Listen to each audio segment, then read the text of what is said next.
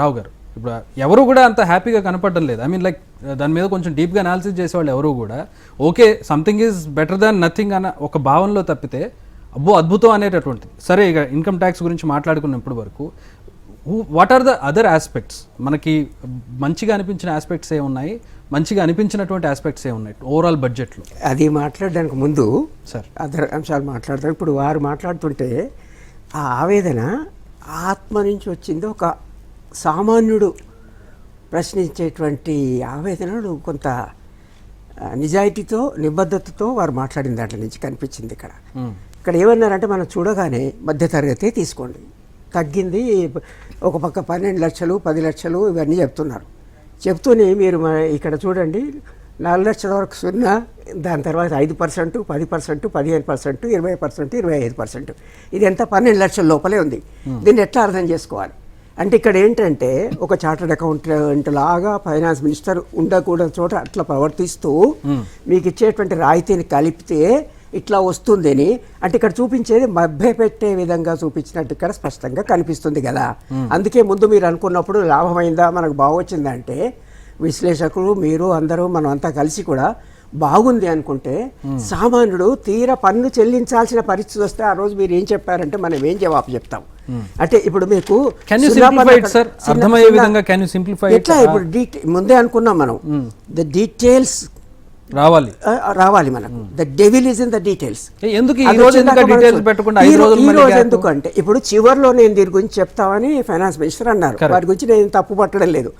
ఎందుకంటే ఏదైనా ఒక మాట ఇప్పుడు బీహార్ అంటూనే బీహార్కి ఇస్తారా అని అక్కడ రణగుణ ధ్వని వస్తుంది. అట్లాగే దీన్ని మనం ఆ రోజున బడ్జెట్ మేనేజ్మెంట్ చేసుకునే విధంగా ఇట్లా వస్తుందని చెప్పడము చూడగానే ఆ ఒక బడ్జెట్ అంటేనే ఒక బడ్జెట్ స్పీచ్ ఒకటే కాదు, దాంట్లో అనేక 11-12 దస్తావేజులు ఉంటుంది. దాంట్లో డీటెయిల్స్లోకి వెళ్ళి మనం చూడాల్సి వస్తుంది మనకు. కనుక ఇది తర్వాత మన జిఎస్టీ మన ఆవేదన అది. అయితే జిఎస్టీ ఇక్కడ ఈ సందర్భంగా వస్తుందా లేదా అనేది వేరే విషయం. మీరు ఏ సందర్భంగా జిఎస్టీ వేసినా ఇంకోటి వేసినా కూడా అది ప్రజలకు ఇబ్బంది అయ్యేదే. తర్వాత పెట్రోలియం విషయం అన్నారు వాళ్ళు, బడ్జెట్లో తప్పించుకుంటాం, ఇంకో దగ్గర తప్పించుకుంటాం, ఇంకో దగ్గర తప్పించుకుంటాం. పెట్రోలియం అనగానే మనం 70% మనం దిగుమతి చేసుకుంటాం. ఏం దిగుమతి చేస్తాం? క్రూడ్ దిగుమతి చేస్తాం.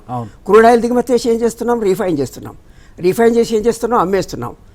ఆయిల్ మార్కెటింగ్ కంపెనీకి కొన్ని దశాబ్దాలుగా ఎప్పుడైనా నష్టాలు వచ్చినాయా? రాలేదు. కానీ ప్రజలకేంటి అయ్యో పాపము దేశం దిగుమతి చేసుకోవాల్సిన అవసరం ఉందనేది అక్కడ చెప్తున్నారు. ఆ క్రూడ్ ఆయిలే కదా పెట్రోలే కదా మనకి ఎందుకంటే మీరు అన్నారు వారన్నారు. అది అన్ని రకాలుగా ప్రతిదానికి నేను మా ఇంటి నుంచి ఇక్కడ రావాలంటే పెట్రోల్ లేకుండా కుదరదు.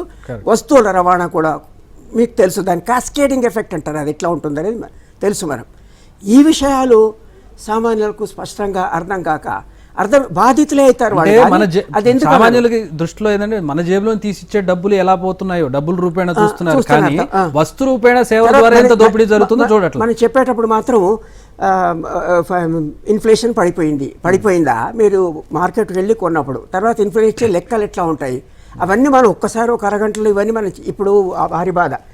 ఇన్ఫ్లేషన్ ఒక పన్ను, దానిపైన మళ్ళీ దీని మీద పన్ను వస్తే అది ఎంత భారం ఉంటుంది. ఇక మనం ఇతర విషయాలకు వస్తే మనం ముందుగా అనుకున్నట్టు ఆ బడ్జెట్ సైదే కుదించుకొని పోతున్నది. మనకు 15 ఏళ్ల కింద చూస్తే budget as a percentage of GDP 18% ఉండేది, ఇవాళ 14.5%కి వచ్చింది. నిరుటికంటే ఇప్పుడు జీడిపి ష్రింక్ అవుతూ మనకు వచ్చినప్పుడు ఆ జీడిపిలో భాగంగా అది 14.5% వచ్చి ఆ వచ్చిన బడ్జెట్లో మనం ముందుగా అనుకున్నట్టు 70% ఇతర ఖర్చులు వెళ్ళిన తర్వాత ఏ రంగాల మీద వాళ్ళు కేటాయిస్తున్నారు, విద్య పైననా వైద్యం పైననా, ఇవి 2 అత్యవసరాలు కదా. మీరు క్యాన్సరు దానికి సంబంధించిన మందు, ఆ మందుల పైన రాయితీ, వైద్యం చేయించాల్సినటువంటి బాధ్యత ఎవరిది? వైద్య వ్యవస్థను పటిష్టం చేయాల్సినటువంటి బాధ్యత ఒక సంక్షేమ రాజ్యంలో ఎవరిది? విద్య ఎవరి బాధ్యత? ఇవన్నీ నేను ప్రైవేటైజ్ చేస్తాను. మీరు అన్నట్టు బడ్జెట్ కుదించుకుపోయింది. చాలా కీలక 2-3 విషయాలు. అన్ని ప్రభుత్వ స్కూల్స్ కి బ్రాడ్బ్యాండ్ ఒకటి, ప్రతి ప్రభుత్వ హాస్పిటల్లో క్యాన్సర్ డే కేర్ ఒకటి. ఇది కాదు కదా సార్ కావాల్సింది. ప్రభుత్వ పాఠశాలలు ఎంత ఉన్నాయి, ప్రైవేట్ రంగంలో ఉన్న ఆసుపత్రులు ఎంత, ప్రజలు తమ అవుట్ ఆఫ్ పాకెట్ ఎక్స్పెన్సెస్ ఎంత పెడుతున్నారు, ఎంత ఉన్న తర్వాత కూడా మరి ప్రజలపైన ఆ భారం పడకుండా ప్రతి ఏటా వైద్య ఖర్చుల కారణంగా 7 మిలియన్లు అబో పావర్టీ లైన్ వాళ్ళు బిలో పావర్టీ లైన్కి వస్తున్నారు. అది భరించలేక ఆ వ్యవస్థను మనం మార్చడానికి ఏం చేస్తున్నాం? మనం ఇన్సూరెన్స్ అంటే మనం వైద్యం ఇన్సూరెన్స్ ద్వారా, విద్యను స్కాలర్షిప్ల ద్వారా ఈ ఇచ్చే డబ్బులు ఇక్కడ ఒక రకమైన కార్పొరేట్కు, ఇక్కడ మరో రకమైన ఇన్సూరెన్స్ కంపెనీలకు వెళ్ళే విధంగా ఆ మార్గంలో మనకు వెళ్ళి ఆ ఇన్సూరెన్స్ కంపెనీలో కూడా మీకు చేతనవద్దు, బయట నుంచి నాకు ఫండ్స్ రావాలి, దాన్ని 100% పెట్టుబడులు పెట్టడానికి అంగీకరిస్తున్నాము. స్లోగా 15, 16, 50 అసలు 49 కంట్రోలింగ్ స్టేక్ వగైరా అన్నారు. ఆయన చార్టెడ్ అకౌంటెంట్ వారికి బాగా తెలుసు నాకన్నా. అది పోయి ఇప్పుడు 100% అని అంటున్నారు. అంటే ఇక్కడ ఈ లక్ష్యాలు ఎట్లా ఉన్నాయి, ఏం చేద్దామని అనుకుంటున్నారు? తర్వాత గ్యాప్ బిట్వీన్ మనం జీనీ కోఎఫిషియంట్ అని అనుకున్నాం కదా, అది పెరుగుతూ 55 కంటే ఇప్పుడు పెరిగితే మనం దానికి ఏం చేస్తున్నాం? వృద్ధి అని మాట్లాడుతున్నాం. మనం అభివృద్ధి ఉందా? గ్రోత్ డెవలప్మెంట్ ఉందా? ఏంటి గ్రోత్ అండ్ డెవలప్మెంట్ మధ్యన భేదము? మొత్తము మీకు ఒక 1000 కోట్లు ఉంది, నాకు 10 రూపాయలు ఉంది. ఆ 1000 కోట్లు 10 రూపాయలు ఈ దేశ ప్రజల మన ఇద్దరము బై 2 వేయండి, పర్ క్యాపిటా పెరిగింది కదా అని మీరు చూపిస్తున్నారు. మీకు ఇంకో 10 కోట్లు పెరిగింది, నాది ఇంకో 10 రూపాయలు తగ్గింది, అయినా మొత్తం పెరిగినట్టు చూపిస్తున్నారు. అది కాదు, అక్కడ వచ్చిన వృద్ధి నాకు అందాలి, మీకు అందాలి, ఆయనకు అందాలి. అంటే ఆ గ్రోత్లో భాగస్వామ్యులుగా ప్రజలు అవుతున్నారా? ఒకప్పుడు ఈ గ్రోత్ ఈక్విటీ అనేవాళ్ళం, ఇప్పుడు కొత్త మాట ఇంక్లూజివ్ గ్రోత్ అంటున్నాము. సమ్మిళిత వృద్ధిలో భాగస్వామిని నేను అవుతున్నానా? ఈ వృద్ధి క్రమంలో నాకు ఆదాయాలు వస్తున్నాయా?